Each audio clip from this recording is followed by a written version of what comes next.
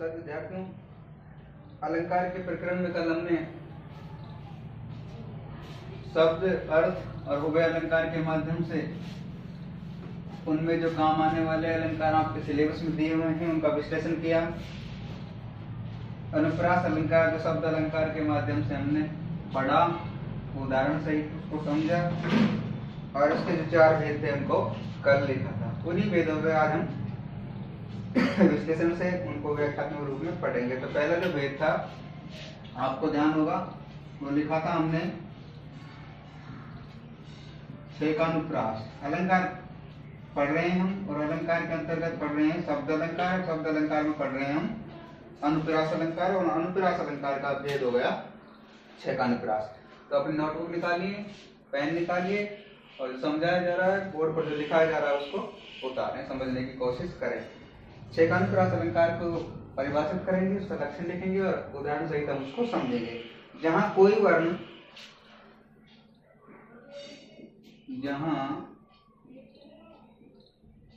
वर्ण दो बार आए,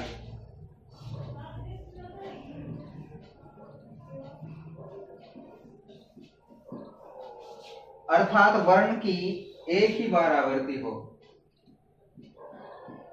अर्थात वर्ण की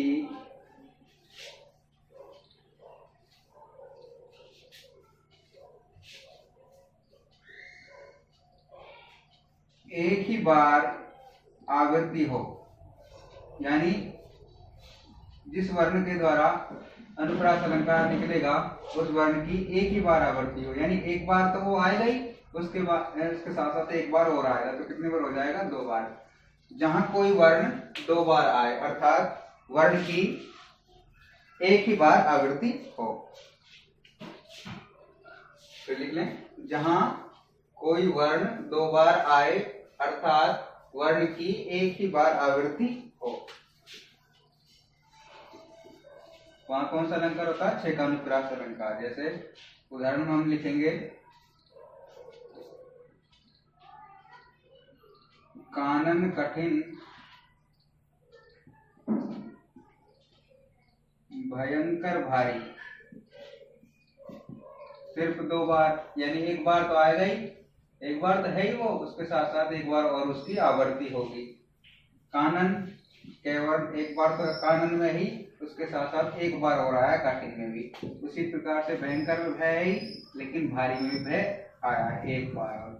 तो जहां कोई वर्ण दो बार आए, लिख लेना छेकानुप्रास का जो लक्षण है।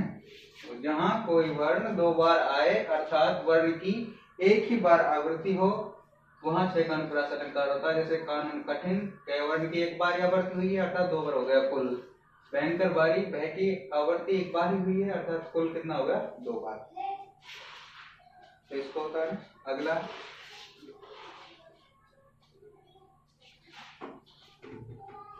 जो परिभाषा लक्षण जो लिखाए जा रहे हैं उनको बोर्ड पर भी देखें और समझें भी, तो लिखें उसको।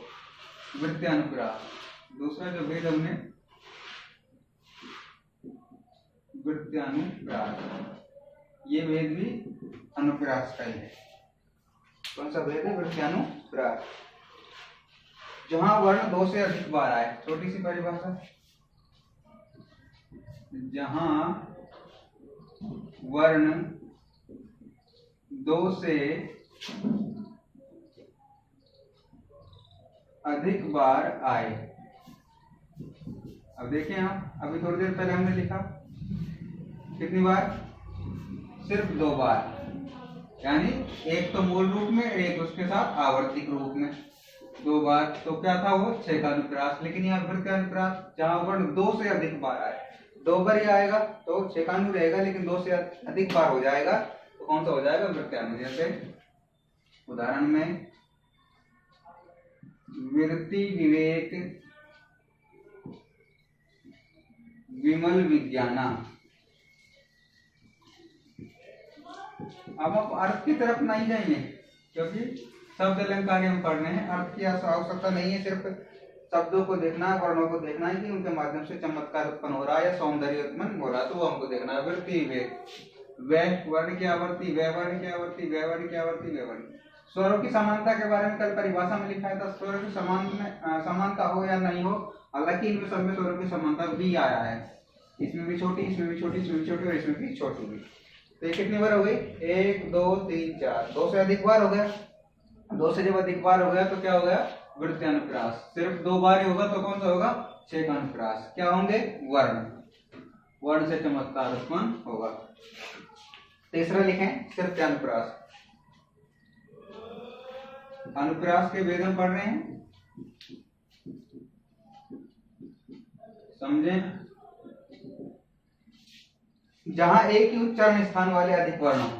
छोटी छोटी परिभाषा है इनकी। जहां एक ही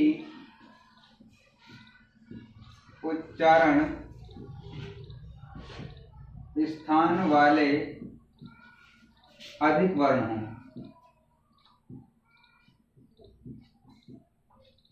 उच्चारण स्थान का मतलब जानते हैं? उत्प्लष्टारण, यानी हम जो बोल रहे हैं उनकी मात्राएं, उनका जो उच्चारण है वो उसी प्रकार से हो। जैसे सी, छोटी सी हम पढ़ रहे हैं तो दूसरा जो वर्ण आएगा वो भी सी के माध्यम से आएगा, सु पढ़ रहे हैं तो वो भी सु के माध्यम से आएगा। तो उच्चारण स्थान समानता होगी। जहां एक ही उच्चारण स्थान वाले अधिक वर्ण, वहां तृतीयानुप्रास अलंकार होता है। तुलसीदास, देखे उदाहरण में लिखेंगे, तुलसीदास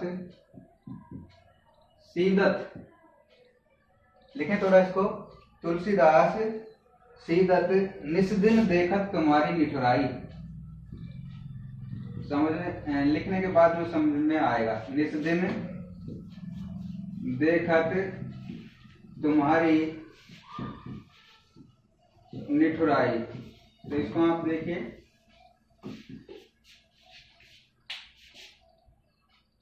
तुलसीदास सीदत निस्दिन देखा तुम्हारी निठुराई। अब इसमें हम जैसे तय वर्ण की आवर्ती हुई है, और कहीं दिखाई दे रहा है कि हमको तय वर्ण दिखाई दे रहा है हमको। कहाँ दिखाई दे रहा है? तय इसमें भी है, तय इसमें भी है, तय इसमें भी है, तय इसमें भी है।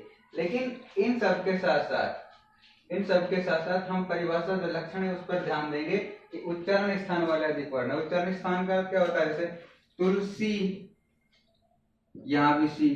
अब यहाँ का जो उच्चारण था तुलसीदा सीदा, तो उच्चारण स्थान समान हुआ। नी दी समान से लगे उच्चारण स्थान। तुम्हा निठुराई, तू ठुरा, तू ठू, आ रा, तो उच्चारण जो स्थान है वो इस प्रकार से होंगे। सी निस दिन, यानी जब हम उच्चारण कर रहे हैं, उच्चारित कर रहे हैं वर्णों को, तो उनमें किस प्रकार से समानता है। ऐसे अधिक वर्ण होंगे तो कौन सा होगा? तृतीयानुप्रास। तुम्हा, तुम्हारी निठुराई, तू ठुरा, आ रा। तो ये उच्चारण जो स्थान है हमारे, जो मुख्य द्वारा जो हम बोल रहे हैं उच्चारण स्थान समझ रहे हैं, तो इस प्रकार से इसमें एक ही उच्चारण स्थान वाले अधिक वर्ण होंगे तो वहां अनुप्रास का तृतीयानुप्रास होगा। 4 बताए थे हमने कल और 4 आज हम पढ़ेंगे। अंत्यानुप्रास,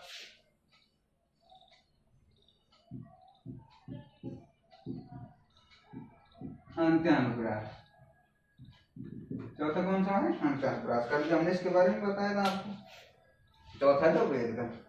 छंद के अंत में स्वरों की आवर्ती होती है। इसमें छंद के अंत में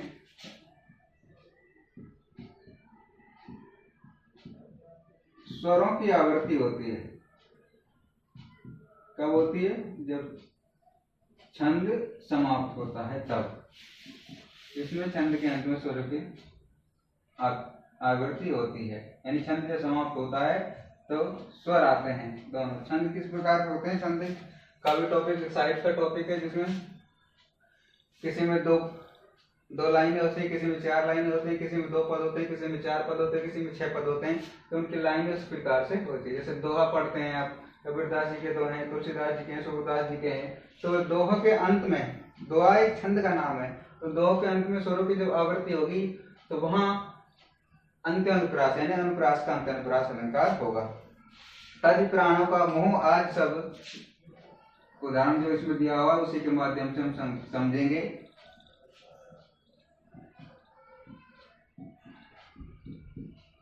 तद प्राणों का मोह आज सब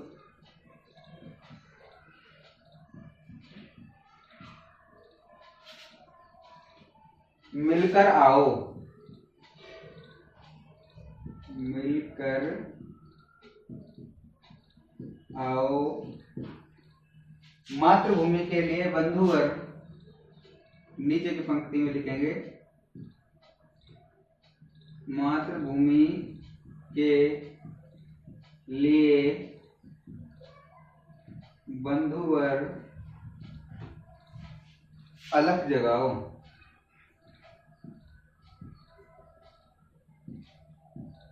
अब देखिए इसमें यहां से छंद शुरू हुआ है, यहां जाकर समाप्त हुआ है। ये इसका प्रथम पद हो गया, इसका द्वितीय पद हो गया, यानी 2 लाइनें इसमें हो गई। तज प्राणों का मोह आज सब मिलकर आओ, मातृभूमि के लिए बंधुवर अलग जगाओ। तो वैसे तो अर्थ जो इसका कर लेते हैं, लेकिन अर्थ का कोई महत्व नहीं है इसमें। हम इसमें सिर्फ पहचान जो है, लक्षण जो है, उन्हीं के आधार पर इसको पहचान करेंगे। तज प्राणों का मोह आज सब मिलकर आओ, कहाँ समाप्त हुआ? आओ पर। कहाँ समाप्त हुआ? आओ पर। आओ, एक तो है आ और दूसरा है ओ, दोनों क्या है? स्वर। क्या है? दोनों स्वर। और किसकी आवृत्ति हो रही है? स्वर की आवृत्ति हो रही है, स्वर की ही आवृत्ति हो रही है। उसी प्रकार से छंद के अंत में दूसरा देखो, जगाओ। जगाओ का जब हम संधि विच्छेद करेंगे तो क्या निकल कर आएगा? आओ। अब आओ में वही आ प्लस ओ, दोनों क्या है? स्वर हैं। दोनों क्या है? स्वर।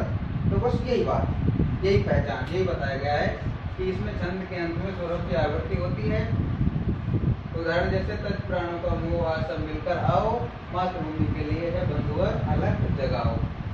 दोनों में आओ यानी स्वरों की समानता है, स्वरों की आवृत्ति है और दोनों छंद के अंत में है, इसलिए यहाँ अनुप्रास का कौन सा वेद है? अंत्यानुप्रास। तो इस प्रकार से जो मुख्य रूप से 4 वेद अनुप्रास अलंकार के थे, आपकी पाठ्य पुस्तक के अकॉर्डिंग जो दिए हुए थे वो हमने आपको पढ़ा है। बड़ा टॉपिक होता है अलंकारों का, और भी अलंकार होते हैं साहित्य के विषय में जो हम मूल रूप से इनको पढ़ते हैं, लेकिन कंपल्सरी में सूक्ष्म रूप में आपको दिया हुआ है, तो उसी पर आधारित हम इनको पढ़ रहे हैं, न कि पूर्ण रूप से व्याख्यात्मक जो दिया हुआ है सिलेबस के अकॉर्डिंग। ज़्यादा बात हम कर नहीं रहे, जितना पाठ्य पुस्तक में दिया है उसी के अकॉर्डिंग हम इसको पढ़ रहे हैं। अब दूसरा जो है अलंकार सही वो है यमक। कल भी मैंने बताया था आपको इस शब्द अलंकार में 3-4 अलंकार मैंने आपको लिखाए थे, अनुप्रास, यमक, श्लेष और वक्रोक्ति। तो वक्रोक्ति तो आपके सिलेबस में है नहीं, आपके सिलेबस में तो शब्द अलंकार में 3 ही है, अनुप्रास है, यमक है और श्लेष है। अनुप्रास को हमने उदाहरण सहित, लक्षणों सहित, 3-4 भेदों को उसके पढ़ लिया। अब बात आती है यमक की। दूसरा नंबर का जो अलंकार है आपके सिलेबस में वो है यमक। ये शब्द के अंतर्गत भी है यमक। यमक का अर्थ होता है जुड़वा। यमक का अर्थ क्या होता है? जुड़वा। जहां कोई शब्द या शब्दांश लिखें आप, जहां कोई शब्द या शब्दांश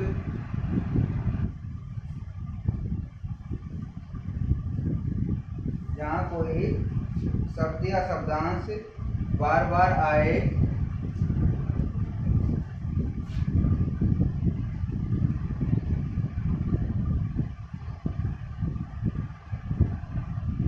चाहे शब्द है चाहे शब्दांश आए, बार बार आए, किंतु प्रत्येक बार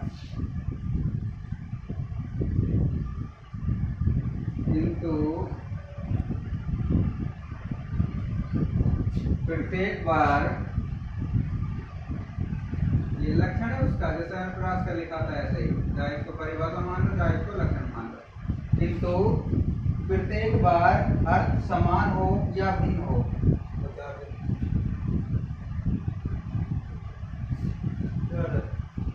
किंतु प्रत्येक बार अर्थ समान हो या भिन्न हो। कहने का अर्थ क्या है? समान भी हो सकता है, दो शब्द आ गए, उनका अर्थ समान भी हो सकता है या फिर उनका अर्थ भिन्न भी हो सकता है। समान हो या भिन्न हो, वहां यमक अलंकार होता है। अब कैसे होगा वो उदाहरण जब लिखेंगे तब समझ में आएगा।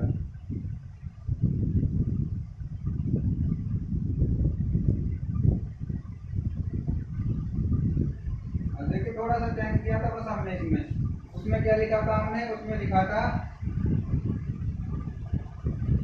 वर्ण, लिखा था ना अनुप्रास में, वहाँ वर्ण बार बार आए, यही तो लिखा था। इसमें लिखा है शब्द या शब्दांश बार बार आए। तो उदाहरण के लिए, उदाहरण के द्वारा हम इसको समझेंगे।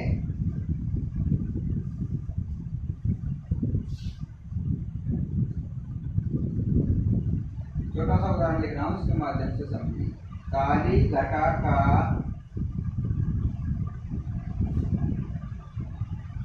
घमंड घटा, ये पंक्ति आ गई और हमसे पहचान कराई, तो पहचान हम लक्षण देखेंगे, भैया अनुप्रास का देखेंगे, अनुप्रास में है क्या, वर्ण क्या वृत्ति हो रही है क्या, नहीं है तो भैया हम मिल जाएंगे शब्दों क्या वृत्ति हो रही है, शब्द बार बार आ रहे हैं क्या। अर्थ तो बाद की बात है, पहले हम ये देखेंगे पहचान उसकी क्या। तो इसमें देखेंगे काली है, घटा है, का है, घमंड है, घटा है।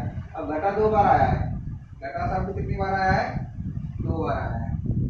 और वही चीज ऊपर लिखी हुई है, जहाँ कोई शब्द या शब्दांश बार बार आए, कितनी बार आए? बार बार, यानी दो बार आया। किंतु प्रत्येक बार अर्थ समान हो। अब अर्थ जब हमने शब्द निकाल लिया, अब हम अर्थ पर पहुंचेंगे, और अर्थ पर भी इसलिए पहुंचेंगे कि हमको एक पहचान करनी है, हमको इसकी पहचान करनी है कि यमक अलंकारी है वो। अब काली घटा, काली घटा आप जानते हैं, बरसात का जब मौसम होता है तो बादलों में काली घटाएं छा जाती है। अब दूसरी जो घटा है उसका अर्थ क्या होगा? घटना,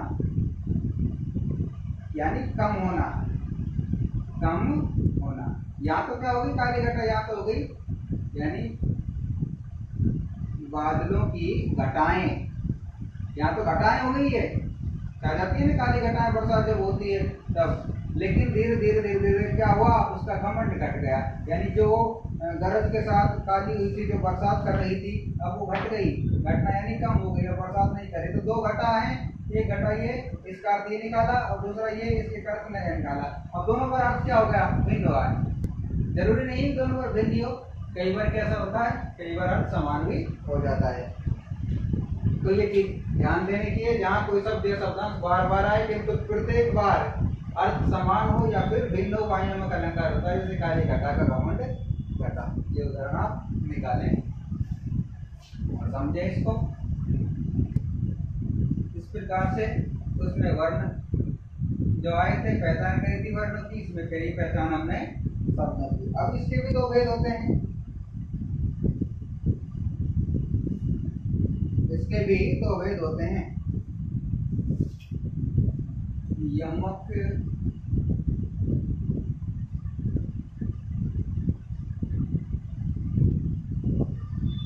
अलंकार के दो भेद होते हैं। कौन से होते हैं भाई? पहला अभंग यमक, और दूसरा सैभंग यमक। तो होते हैं भाई, पहला तो अभंग यानी जिसके टुकड़े नहीं हो, ए मानी नहीं, भंग माने टुकड़े, यानी जिसको जो भंग नहीं हो, और सैभंग जो भंग हो जाता है, जो उसके टुकड़े हो जाए। पढ़ेंगे इसको विस्तार से भी, तो उतारें इसको। यमक अलंकार के कितने भेद होते हैं? दो। कौन कौन से? अभंग और सभंग। अनुप्रास के कितने पढ़े थे? 4। कौन कौन से? 6 कानू, वृत्त्यानु, श्रुत्यानु और अंत्यानु। तो 4 वो पढ़े थे, 2 इनको पढ़ेंगे। तो अब लिखेंगे हम अभंग में। यमक के कितने भेद हैं? 2। पहला पढ़ेंगे अभंग।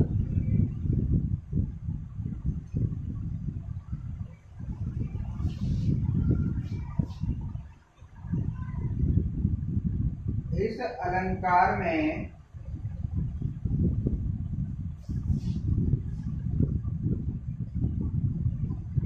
शब्दों की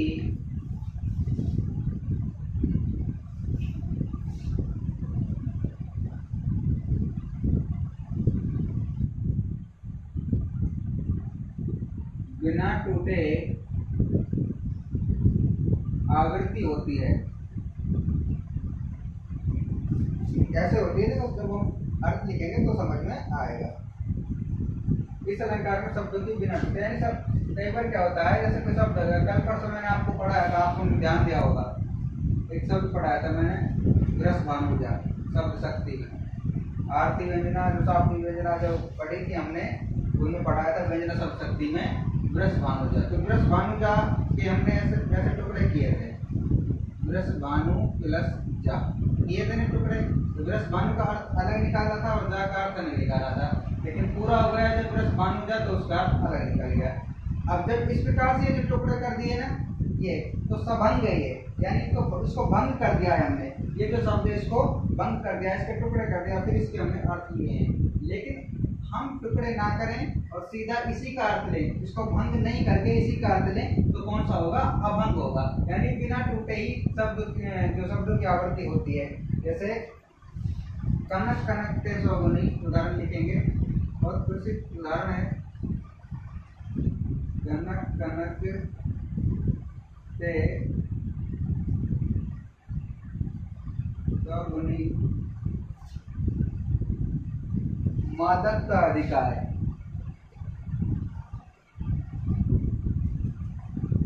मादक का अधिकार।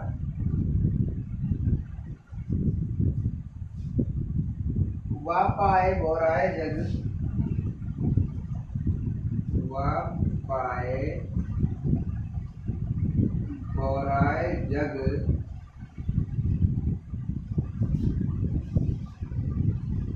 या खाए बोराए।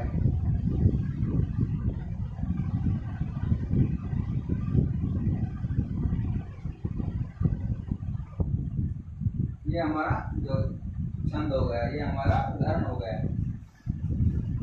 अब हम क्या करेंगे? वही यमक अलंकार के जो लक्षण है उनके आधार पर इनकी पहचान करेंगे। इस शब्दों की बार बार आवृत्ति है, तो देखेंगे कौन कौन से शब्दों की आवृत्ति हुई है। कनक की किसकी आवृत्ति हुई है भाई? कनक की। कितनी बार आया है? 2 बार। फिर आगे चलेंगे, फिर क्या है? बोरा है। फिर कौन सा शब्द आया है? बोरा है। तो हम पहचान कर लेंगे कि जब एक समान एक जैसे 2 शब्द आ रहे हैं तो शब्दों की बार बार आवृत्ति हो रही है। शब्द या शब्दांश जब बार बार आवर्त होते हैं तो कौन सा अलंकार होता है? यमक अलंकार होता है। अब इसमें देखना ये है कि कनक के टुकड़े करके अर्थ लिया जाएगा या फिर बिना टुकड़े करके। अगर टुकड़े करके अर्थ लिया जाएगा तो सबंग होगा, लेकिन टुकड़े करके अर्थ नहीं लिया जाएगा तो अभंग होगा। तो इसका उदाहरण कनक कनक के सौगुनी मादक का अधिकार, वा पाए बोरा जग या खाए बोरा, बहुत ही प्रसिद्ध उदाहरण है। इसका अर्थ भी आपको पता होगा, आपने इसको कई बार पढ़ा भी होगा। कनक कनक के सौगुनी यानी इसमें सौगुनी मादक का नशा अधिक होता है। वा पाए बोरा जाए, इसको पाने पर बोरा जाता है और इसको खाने पर बोरा जाता है, यानी नशा हो जाता है। देखो कनक क्या अर्थ निकाला है? कनक किसका पर्याय है? एक तो कनक पर्याय है स्वर्ण का, स्वर्ण यानी सोना, गोल्ड जिसको कहते हैं। और दूसरा जो अर्थ लिया गया है कनक का, वो लिया गया है धतूरे से लिया गया है धतूरा सा। तो ये मादक पदार्थ है। क्या है? मादक। तो इसको खाने से, यानी कि वो खाए शब्द लिखा हुआ है, इसको खाने से भी मादकता छा जाती है, यानी नशा छा जाता है। और इसको पाने पर, स्वर्ण को पाने पर भी जो व्यक्ति बोरा जाता है, यानी जग में बहुत अभिमानित व्यक्ति हो जाता है वो, इसको पाने पर। तो कहने का अर्थ ये है कि धतूरा है ना, धतूरा धतूरे में इतना नशा नहीं होता, इतनी मादकता नहीं होती जितनी किस्म होती है स्वर्ण में, क्योंकि धतूरे का नशा जैसा जो भाषा वैज्ञानिक उन्होंने बताया गया इस प्रकार से कि शाम को इसका नशा क्या सुबह तक उतर जाता है, लेकिन स्वर्ण का यानी पैसे का जो नशा होता है वो कभी नहीं उतरता। तो इसीलिए कहा गया है कि इस कनक में इस कनक से 100 गुनी मादकता अधिक होती है। उसको पाने पर ही व्यक्ति बोरा जाता है, इसको खाने पर बोराता है। तो दो कनक के दो अर्थ निकले, एक कनक का अर्थ निकला स्वर्ण यानी सोना, दूसरे कनक का अर्थ निकला धतूरा। उसी प्रकार से बोरा यानी बोराना, यहाँ जो सोने के अर्थ में बोरा है, बोरा शब्द का अर्थ दिया है उसको यानी बोरा जाता है, वो एक तरह से अपमानित हो जाता है व्यक्ति, प्रतिष्ठित व्यक्ति हो जाता है। और यहाँ बोरा यानी बोराने में उसको नशा हो जाता है खाने के माध्यम से। तो ये अब इसमें देख सकते हैं हम, ना तो हमने कनक को तोड़ा है ना हमने बोराई को तोड़ा है। कनक के रूप में लिया है, ये नहीं लिया कि कन प्लस के करके लिया हो या के प्लस नक करके लिया हो, नहीं लिया, कनक को पूर्ण रूप से इसका लिया है। तो ये अर्थ हम पूर्ण रूप से लिया है, बिना टूटे इसका अर्थ लिया है। तो कौन सा अलंकार हुआ? अभंग यमक अलंकार। अब ये जो है तो यमक का है, यमक अलंकार आप पूछेंगे तो यमक अलंकार में भी आप इसको यही उदाहरण लिख के आ सकते हैं। अभी थोड़ी देर पहले काली घटा वाला लिखा है था, वो अगर याद नहीं रहता तो इसको लिखे आए, इसको आप लिख के आ सकते हैं। अब बात आती है दूसरा जो भेद है सबंग। यमक का दूसरा जो भेद है वो है सभंग यमक। सेभंग टुकड़े सहित नाम से प्रतीत हो रहा है। तो इसमें लिखेंगे जहां शब्दांश की आवृत्ति, जहां शब्दांश की आवृत्ति, उतारते रहें साथ साथ, वही समझते रहें, पूर्व क्रम के अनुसार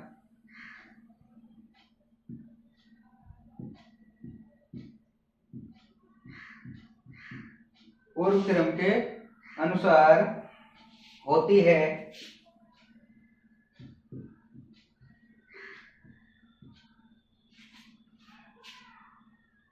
परंतु शब्द को तोड़कर आवृत्ति देखी जाती है। आ गई ना बात सबंग के द्वारा, इसलिए परंतु शब्द को तोड़कर आवृत्ति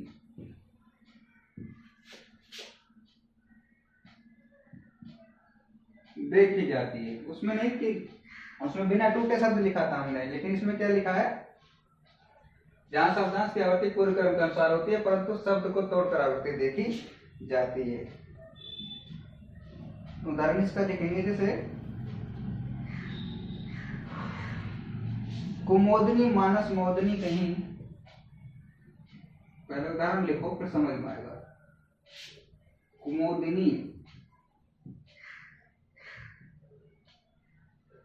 मानस मोदिनी कहीं,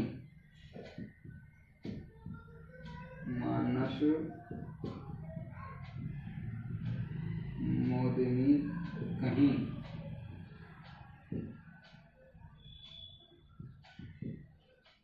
मचलते चलते हो तुम वृथा, मचलते चलते हो तुम वृथा। देखिए उदाहरण, कुमुदनी मानस मोदनी कहीं, मचलते चलते हो तुम वृथा। तो पहले तो हम देखेंगे लक्षण क्या है।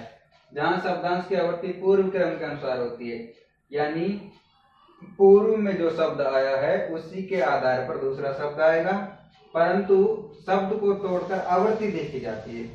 लिखा हुआ है कुमोदनी, दूसरा शब्द लिखा हुआ है मोदनी, मचलते चलते, कु हटा दिया, मैं हटा दिया, अर्थ जो शब्द यही से निकल कर आया है, कुमोदनी से निकला है मोदनी, और मचलते से निकला है चलते।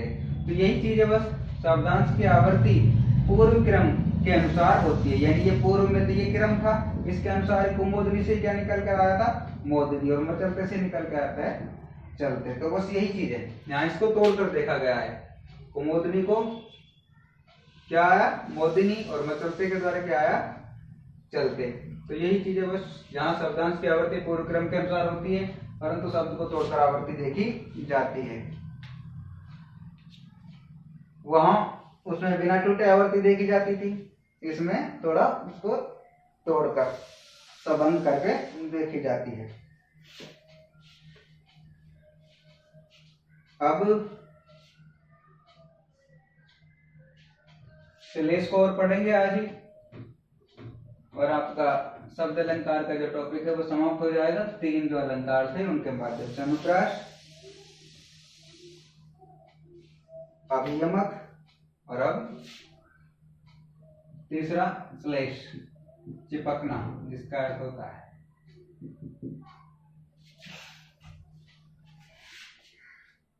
लक्षण लिखेंगे।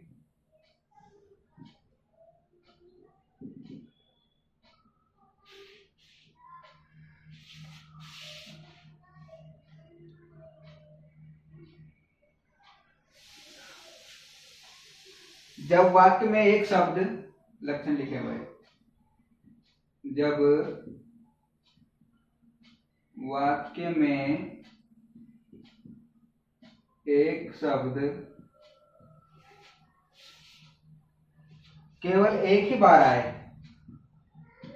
लक्षण याद करने आवश्यक हैं।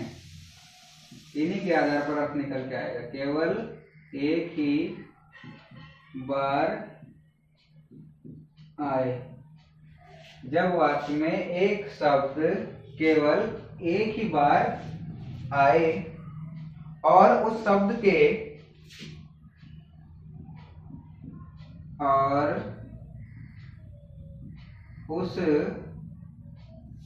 के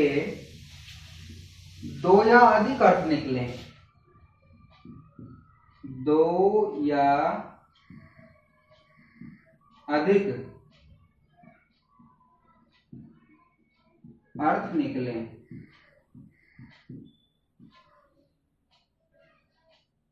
दो या अधिक अर्थ निकले, तब श्लेष अलंकार होता है।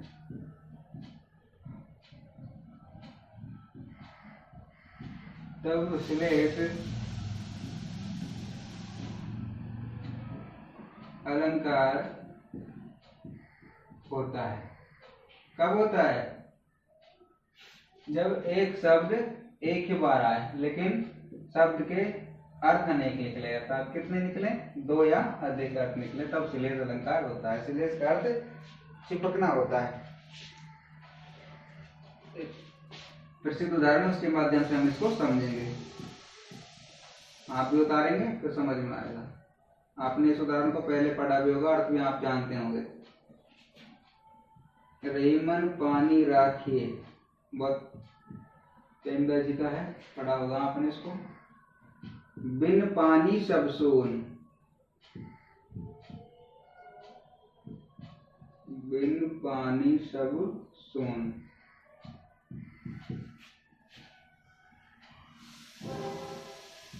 पानी गए ने उबरे,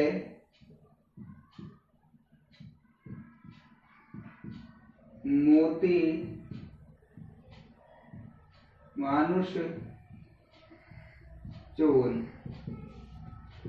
ये जो प्रसिद्ध उदाहरण है, कहीं कहीं मानस भी लिखा होता है, कहीं कहीं मानुष लिखा होता है, तो इससे भ्रमित होने की आवश्यकता नहीं है। अब यहाँ देखिए, रहीमन पानी राखिए, बिन पानी सब सून, पानी गए ने उबरे, मोती मानुष चून। एक शब्द केवल एक ही बार आए और उस शब्द के 2 या अधिक अर्थ निकले। यह तो है पूरा का पूरा जो छंद जो मैंने आपको लिखा है, पूरा का पूरा छंद लिखा हुआ है कि रहीमन पानी राखे, बिन पानी सब सून, पानी गए ने उबरे, मोती मानुष चून। अब बात करते हैं श्लेष अलंकार के उदाहरण की। बात करते हैं श्लेष अलंकार के उदाहरण की। ये जो पंक्ति है, पानी गए ने उबरे, किसके लिए कहा गया है? पानी के लिए। पानी गए ने उबरे, मोती मानुष चून, यानी 1 2 3। अब पानी के लिए ही इन चीजों के अर्थ निकलेंगे, इन चीजों के अर्थ निकलेंगे। पानी गए न उबरे मोती मानुष चोन।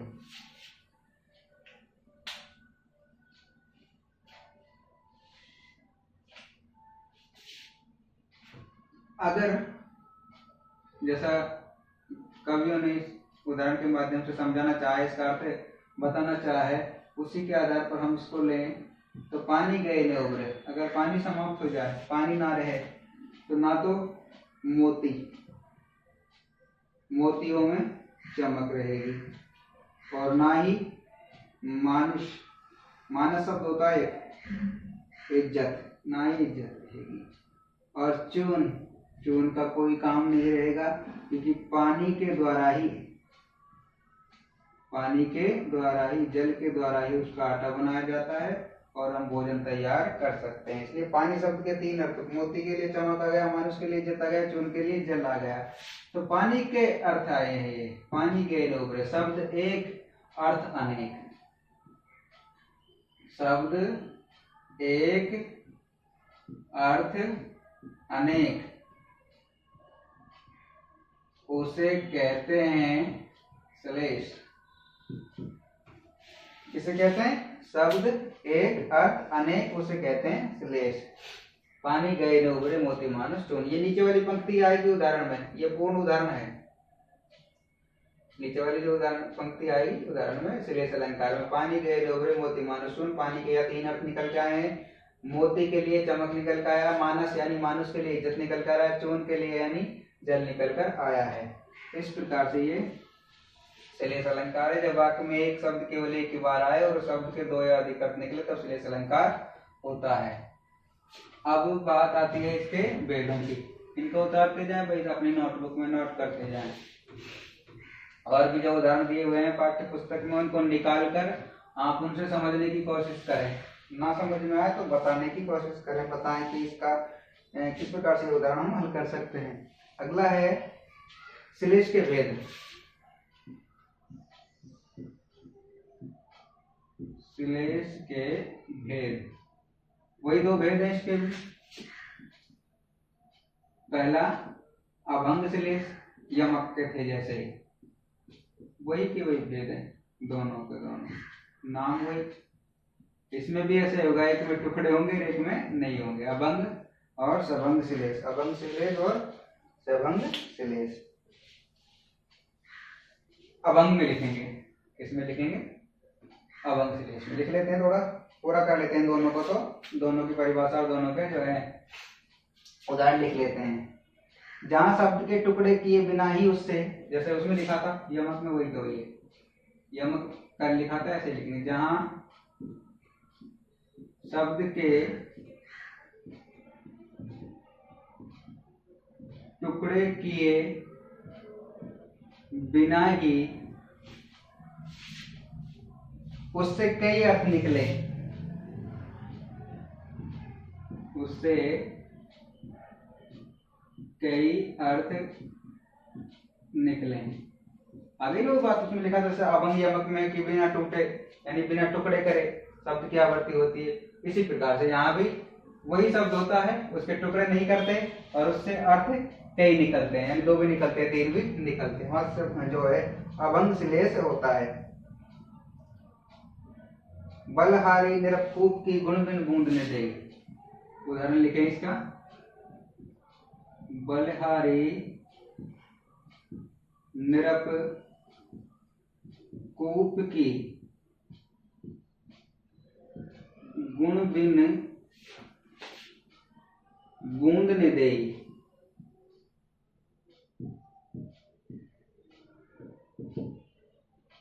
देखिए यहाँ निरपूप हटाया गुण, गुण के लिए। बलहारी निरपूप की गुण बिन बूंद ने दे। अब गुण का जो है, गुण का एक अर्थ लिया गया है रस्सी से, क्या लिया गया है? रस्सी से। और दूसरा लिया है गुणवान, दूसरा लिया है गुणवान। राजा के लिए तो क्या आ गया? नृप किसको कहते हैं? राजा को।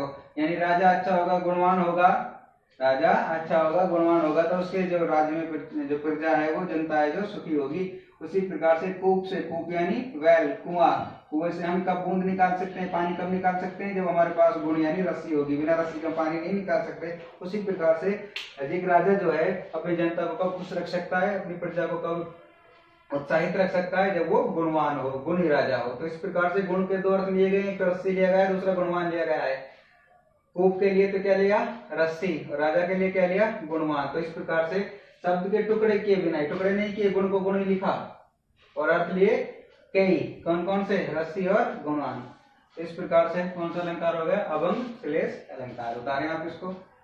दूसरा जो है सबंग, उसको भी लिखेंगे अभी। उतारने में कोई त्रुटि ना करें, समझें उसको, लिखें।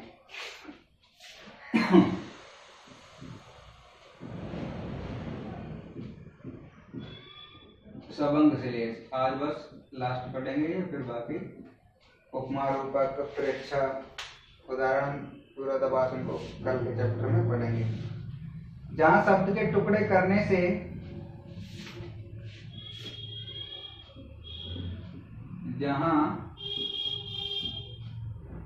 शब्द के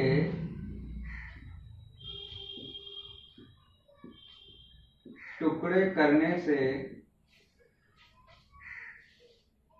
एक से अधिक अर्थ निकले,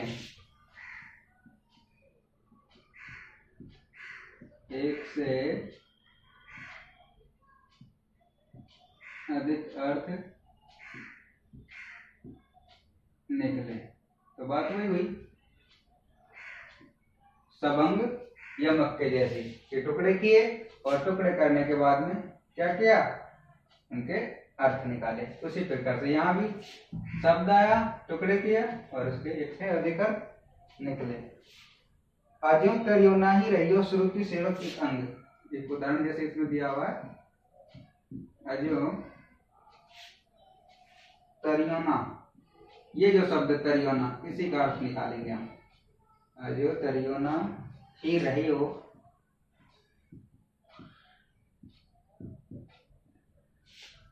श्रुति सेवक एक अंग।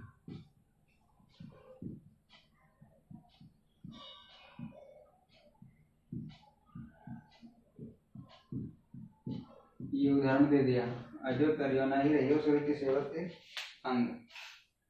अब इसमें श्रुति यानी सुनने का, श्रुति यानी सुनने का, एक अंग, सुनने का अंग क्या होता है, आप जानते हैं, नाक होता है, सॉरी कान होता है। अजो तरियोना ही रहियो श्रुति सेवक एक अंग, शरीर में सुनने का जो अंग है वो क्या है, ईयर यानी कान होता है। तरियोना, ये जो शब्द है, अब इसका तरियो प्लस ना, अर्थात तरा नहीं, तरा नहीं, एक अर्थ तो आ गया ये, तरा नहीं, जो भवसागर से पार नहीं हुआ, जिसने प्रभु की भक्ति में लीनता प्राप्त नहीं की, एक हो गया ये। और दूसरा तरियोना से ही हम लेंगे, दूसरा लेंगे हम जो तरियोना से। तरियोना का जो अर्थ है वो है कर्णाभूषण। क्या है, कर्णाभूषण। तो यहाँ टुकड़े करके लिए, तरा नहीं। आप देख सकते हैं ये एक अलग प्रकार का जो अंग होता है, कान और नाक, दो चीजें ऐसी हैं, कान की महत्वता, जो नाक की महत्वता, इन दोनों के माध्यम से समझाया गया है। कान ऊपर होता है, नाक नीचे होती है, लेकिन नाक में जब बेसरी पहनी जाती है तो कान की महत्ता इतनी नहीं रहती जितनी महत्ता नाक की रह जाती है। तो इसीलिए कहा गया है कि जो ये कान है ये ऊपर होते हुए भी ये तरा नहीं है, श्रुति सेवक एक अंग, सुनने का एक अंग ही बना रहा, लेकिन नाक जो है वो मोती पहनने से, बेसरी पहनने से तर गई, अर्थात वो भवसागर से पार हो गई। उसको एक अच्छा जो भविष्य के द्वारा जो मार्ग था वो मिल गया।